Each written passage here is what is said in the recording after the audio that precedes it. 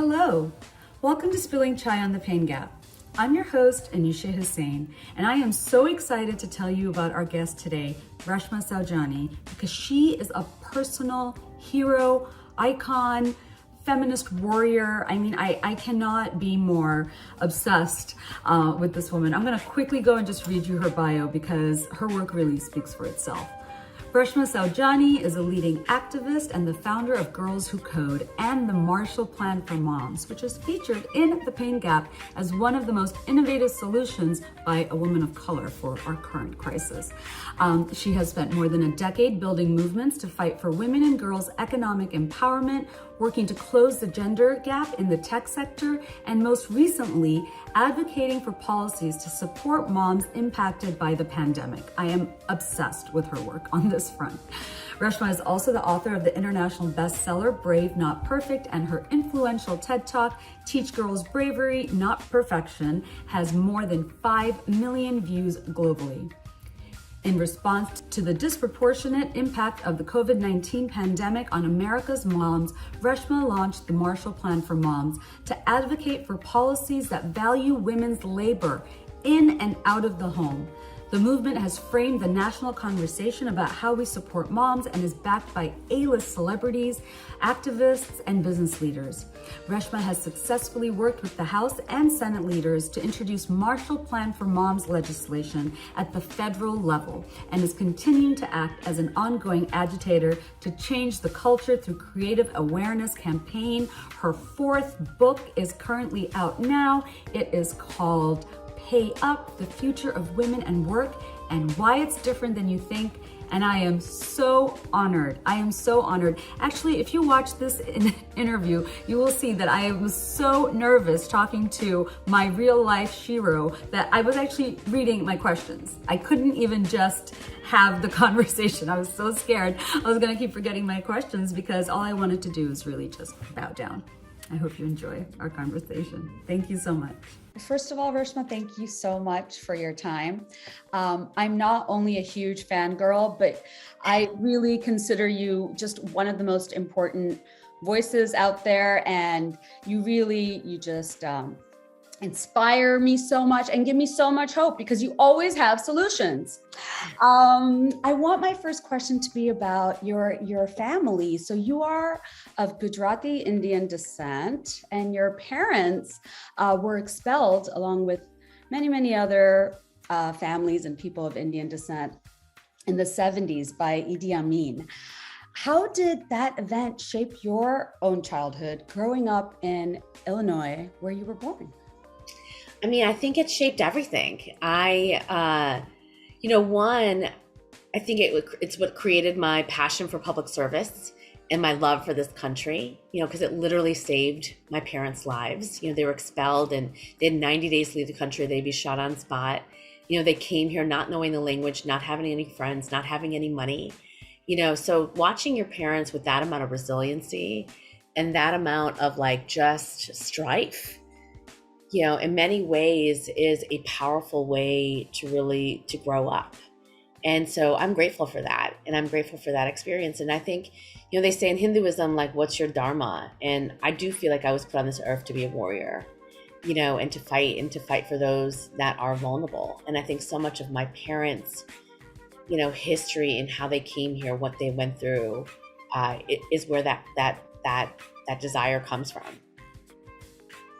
I love that. And you know what? You are a warrior, which leads me to my next question, which is your TED Talk. I'm sure people ask you about this all the time, but Teach Girls Bravery, Not Perfection is actually something that I look up regularly on YouTube. And I have studied it, but it just gives me so much energy.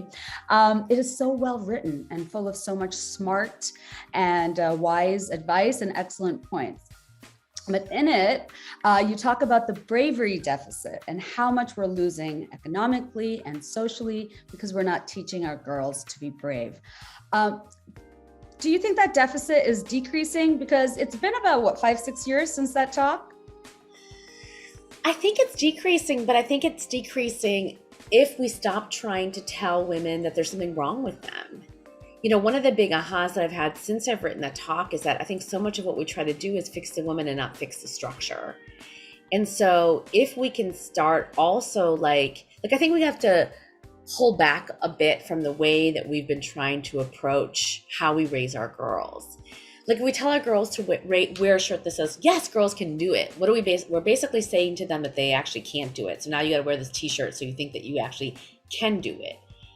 And so that means we're basically implicitly saying to them, well, there's something wrong with you. And, part about my point about, brave, not perfect was about saying like, while we continue to fight the structures, we have to give women and girls strategies, to approach the world as it is. And as it is really this kind of this socialization of perfection. And so how do we unlearn that? Look, I think that we're in a complicated place, and I'm writing a commencement speech right now where I've been like sitting and thinking about this because I think people are so exhausted. Like I'm so exhausted. Everyone is so exhausted. It's been this massive quick re-entry into the world. And we haven't had a second to really process what we've learned, to go inward, to think about it and figure out how we want to come out, after that. So like, I think that the pandemic was actually really helpful in many ways for some really good teachings.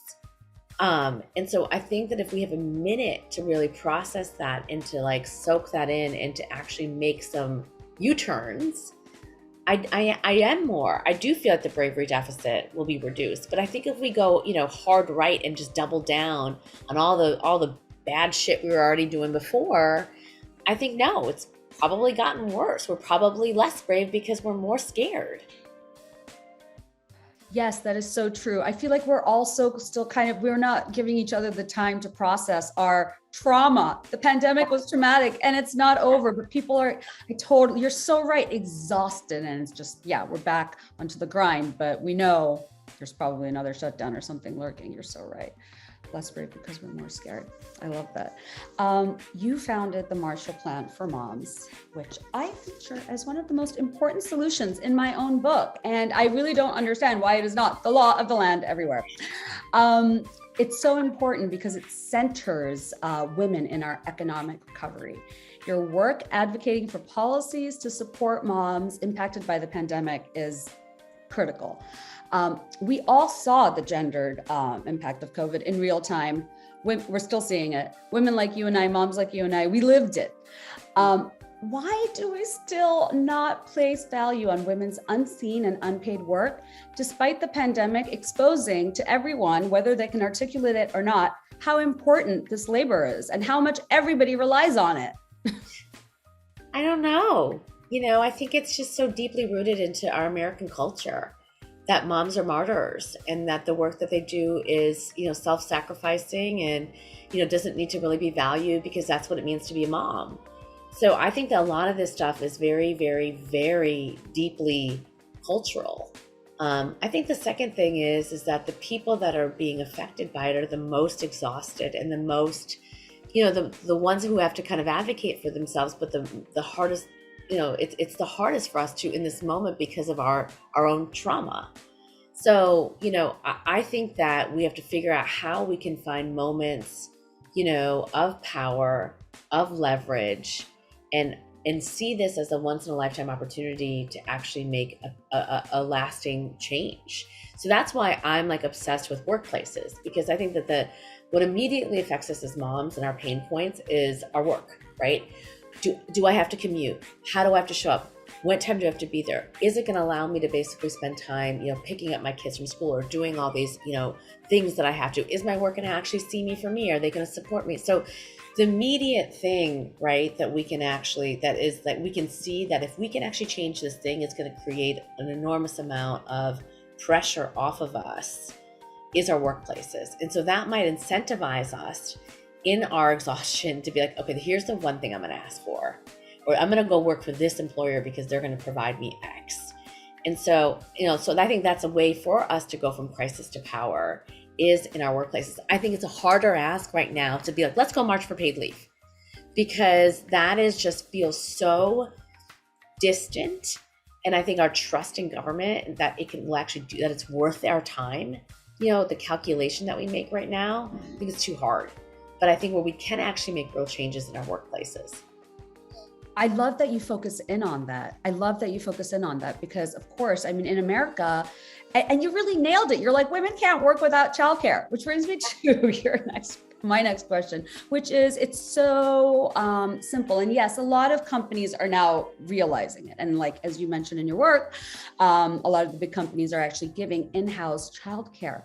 But why is it so difficult still for every single corporation to be like, here, just give it to women. You reward, the rewards for everybody are massive. Why do people make childcare so unattainable in like the most capitalistic country in the world? Well, because I think for so long we've been treating women in the workplace as a nice to have and not a must have, right? So when it's a nice to have, we don't actually change structures. When it's a must-have, we're all in a room being like, okay, what are the pain points for this demographic that we want to have in the workforce? How do we solve this, and this? And so that is the big shift. So I think employers have to say, okay, this is a must-have. So if women are leaving the workforce, or they're downshifting, or they're not going for that opportunity, and they say the number one reason is because my childcare is either unavailable, unaffordable, or I live in a childcare desert. How do I, said company, solve for that? And that's what we're putting into the world next week, about this kind of a coalition, how we could actually start because it's I give some good examples in the book of companies that are doing it, but they're still the minority, right? It's still less than 10% of companies that are doing it. We got to get to 100%. But part of getting to the 100% is this shift in that, well, childcare is not your personal problem. It is an economic problem that I, the employer, have to help you solve. It's like healthcare. We no longer said, well, healthcare is your deal. Go buy it by yourself. Go figure it out. Because what would happen is when people had a healthcare emergency, it would literally say they couldn't go to work. And so companies were like, wow, wait, I need people in the labor force. So I'm going to help you pay for that. A different kind of example is IVF. A few years ago, like 3 companies offered IVF. Nobody did. Nobody offered, egg freezing or any fertility benefits. And then what started happening is men started going into the interviews and saying, hey, what are your fertility benefits? What are your fertility benefits? What are your fertility benefits? And HR folks started hearing that over and over again. They're like, oh, damn, like I gotta start offering that. And you literally went from 3 to everybody. So the same thing can happen in childcare. Going back to women is that we have to feel like we are empowered to go ask for that. And again, I don't want to go back to like, quote, I have to fix you. But I think we have to ask ourselves, why has permission been taken away? I've been thinking a lot of this word about permission, right? It's almost like we think this is how our experience has to be. Exhaustion, depletion, sacrifice, no support. Like we think that that's the task that you pay when you become a mother. So we also have to shift our thinking to be like, hell no, right? Like, no. I'm doing a service, you know what I mean, for society. And because I'm providing this service, I need these things. And so, because, if given the tools, we can figure this shit out on our own. The problem is like we've been basically they're tying our hands behind our backs. They're giving us nothing. Yeah. And basically being like, pretend you don't have children. Pretend that responsibility, that thing, that Tetris puzzle that you're trying to figure out every day doesn't exist. Yeah. And that's what's messed up. Yeah. Well, we've been told for so long that childcare is our problem, that our kids are our problem. But it's so funny that they do that in America because, now I've been here for like 25 years, but before coming here, I thought America was like the feminist utopia. But even in Bangladesh, we don't make women feel like childcare is only your problem. Everyone will step in. So yes, we have to shift our mindset too. Okay. Someone was telling me this amazing story yesterday. One of my friend's fathers, Arun uncle was telling me how, like, in India, in the banks, for example, one of the major banks would, after you finished a training program, would basically, they'd deploy you to 5 different cities. And women would be like, no, I'm leaving now because I can't do that because I have kids. I can't live in Mumbai and go to Delhi or Bangalore. And they changed it. And then another company started. And then another company saw that company losing all those women. They said, you come here. So, part of it is us not recognizing the patterns. We've been losing women when they turn to 35, 36, 37 for a long time. Like we've been downshifting our careers forever. but we've basically ignored it because, like I said, it was a nice to have, not a must have. So no one has really said, wait a minute, I'm seeing this pipeline, this leaky pipeline here. It's, and they attribute to us choosing, oh, you just want to be with your kids. No, I don't, right? I want to see them. I want to raise them. I want to spend time with them, but I want to work too. And so no one has been committed to figuring out that problem. Oh, totally. And we definitely don't want to be trapped at home, by the way, to everybody with our children during a pandemic doing it. Some of us might, but the thing is, Yeah, this is the other thing too, which I feel like is we have to talk about is like, part of this is choice. I mean, part of how we got here is it was as if we were infantilizing women to say, we don't want you to stay at home. We want you just to be in the workforce. We're not going to actually offer you any support to make it easy for you to basically be a mom. And I think what freedom means is the choice, the ability to move in and out of the workforce. You want to stay home for 5 years, 10 years, go for it. Yeah. You shouldn't be penalized though when you come back. That is true. That is true. And women are penalized. 100%. Women are penalized. There is no ability to do that. There's no ability to do that. Oh my goodness. You know what? I was showing my daughter a picture yesterday, speaking about raising daughters. And it was 4 days after I gave birth to her sister, my second baby, my second C-section. And I was on air on CNN doing some hit, and I couldn't take my painkillers, obviously, because I was on air. And I was showing her the picture and I was like, what was I thinking? Why did I do that? I remember I was still in the hospital. I was in the hospital for 3 days. I told my doctor I had to leave, and he happily, was like, oh, you're such a workhorse or whatever have you. But then I realized, because I was scared, right? I was proving it to myself. You're going to lose that opportunity. Totally. I was like, I'm going to be penalized. We're going to be like, she had another baby and then she dropped out. No one else tells you that's wrong. Hey, don't sign up. No one else tells you. In fact, and then you start being like, oh, like it's this like kind of sick thing that like, oh, this is normal. And it's funny. I'm about to go away on a trip where I have to like speak at 10 different things. My son was just so mad. You know what I mean? Because I haven't done that for years. But like me and Audrey, who's been with our baby, was reminding him, I used to be gone twice a week. Wow. And, and I was like, that was crazy. Why did I do that? Why did I think that was okay? Yeah. And so I do think we have to start kind of asking ourselves, what do we want? Yes, totally. And then also the amount of stuff, just crap we put up with. Like, the other thing is I was in excruciating pain. I don't know why I did that to myself. Fresh incision. Anyway. Okay. My last question. I know you're so busy. You are a 4-time best-selling author. That is a whole other interview I want to do with you in itself. Your latest book, Pay Up, The Future of Women in Work and Why It's Different Than You Think, is out now. Dare I ask you, which one is your favorite book? Oh my God. This one. Yeah, I knew you were going to say that. No, it was, it is just because I feel like first of all, it was, and this as an author, it was the most hardest, painful experience of my life. And I still haven't recovered from, people don't understand writing books. It's hard. Nobody reads. Selling books is hard. And everyone makes it feel like you should be like Glennon Doyle and like you're going to get discovered and Oprah's going to write. And that oh my never God, totally. Right. And so like the whole, especially as women of color, right? So the whole process is really hard, and you have to kind of, my husband always says, you always have the wrong KPIs, Reshma. Like you have to figure out what it is about. So for me, with this book, I wanted to write that manifesto. And so, for everyone who's read it, it's done exactly what it needed to do. And it will continue to be the book that people will pick up and read, and it will do what it needed to do. But, I wrote it during the pandemic with 2 little kids while I was making all these life changes. I had to write it fast, like all of it, it came out like right when Russia was blowing up. So like I had all these things get canceled. I'm just like, can I get a break? You also did the Marshall Plan for moms while you were, I don't even want to ask you. All of it. I just have been like, and so it's a little bit like sometimes even when I see, when I see it in the airport, I'm just like, you know what I mean? Because I love it, but I'm also just like, you were such a source of so much grief. You know what I mean? So it's this very complicated relationship that I have. Why did you say that was your favorite? And that's probably not. It's very different. Can you say that again? Like Girls Who Cook. No, I'm just saying that's what you're like. Why'd you say that was your favorite? But it was a lot, It was a lot, but you did it. So it's a complicated feeling. Like you're like, annoyed to see it, but also you're proud of it. Yeah. Well, I love that. That's a great place to end the interview. Thank you. So much, Reshma. Thank you so much. I am so honored. This is like a career highlight.